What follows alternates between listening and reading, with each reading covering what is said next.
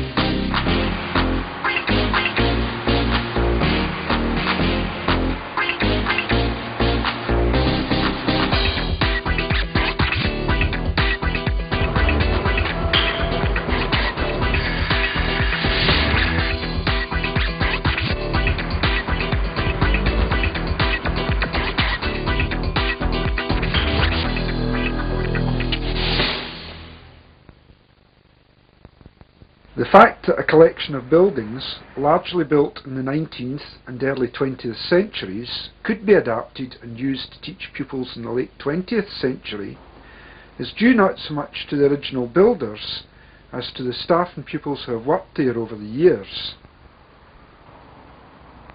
The school consists of two sites, some 7 minutes walk away from each other.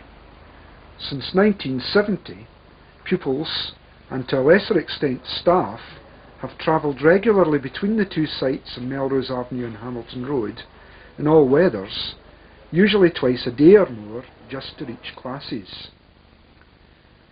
Even with careful timetabling to allow most changes to take place at morning interval and lunchtime, much valuable teaching time was lost.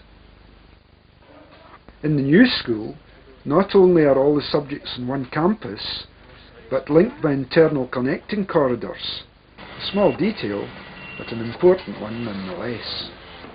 As the new school grew, the size of the project became more apparent. One complex, which could hold around 1,200 pupils and 84 staff, teaching 23 subjects, and includes sports facilities, resource and library areas, offices, dining and assembly areas, in fact all the amenities shared between the two original school sites, and new facilities taken for granted in a school fit for the 21st century. To have our own playing fields on site is just one advantage the new school has to offer. Although their prime purpose is to provide a much needed facility for the physical education department, we now have, for the first time in our school's history, the chance to hold sports days and similar all-school events on campus.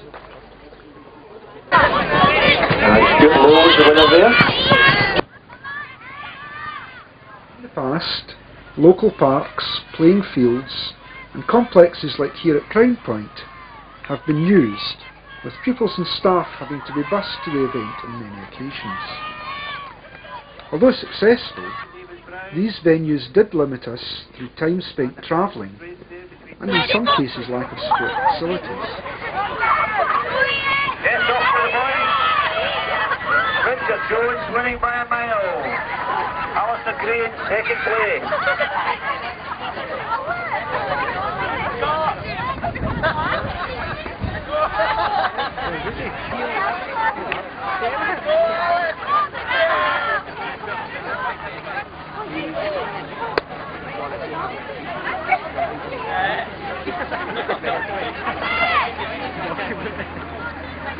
The biggest problem for the physical education department, however, was the running of day-to-day courses. With the exception of the gym halls, pupils and staff had either to spend a sizable amount of time travelling to suitable facilities or use makeshift ones nearer to hand. We now have most of these facilities on site.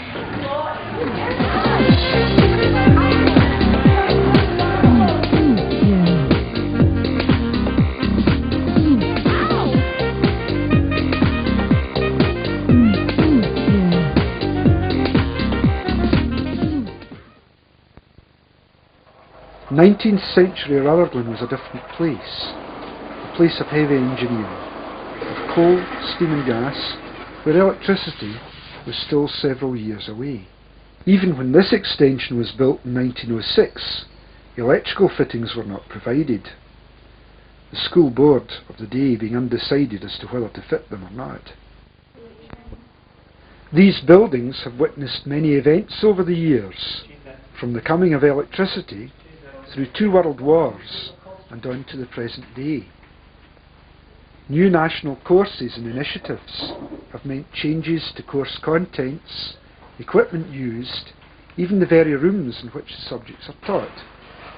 Where external help has not been possible, staff have often had the commitment to initiate these changes themselves.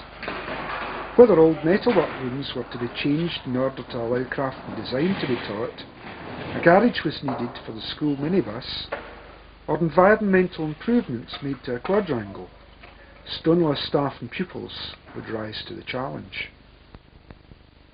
Although it's unlikely that present-day regulations, not to mention timetable constraints, would allow pupils and staff to build garages, a similar sense of commitment will undoubtedly continue in the new stonelaw.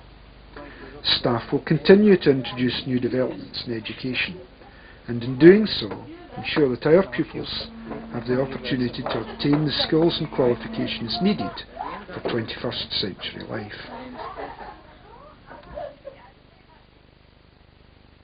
The original Stonelaw School was built for a roll of 500 pupils. Our present roll is around 1,200. Over the years, additional accommodation has been added, such as the Science and PE wing at Melrose Avenue, and these huts at Hamilton Road. The huts were never designed to be a permanent feature, and yet remained in use right up until the new school opened, when, for the first time in Stonelaw's history, fully equipped dance and drama facilities were provided.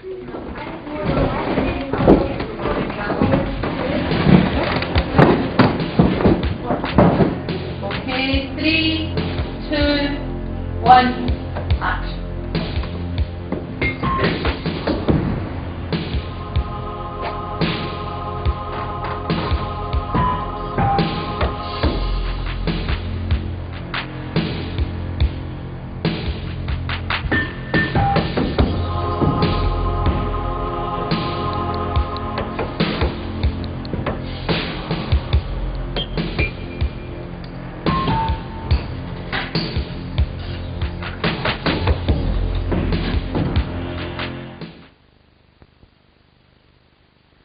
Even where traditional classrooms are needed, modern technology is never far away.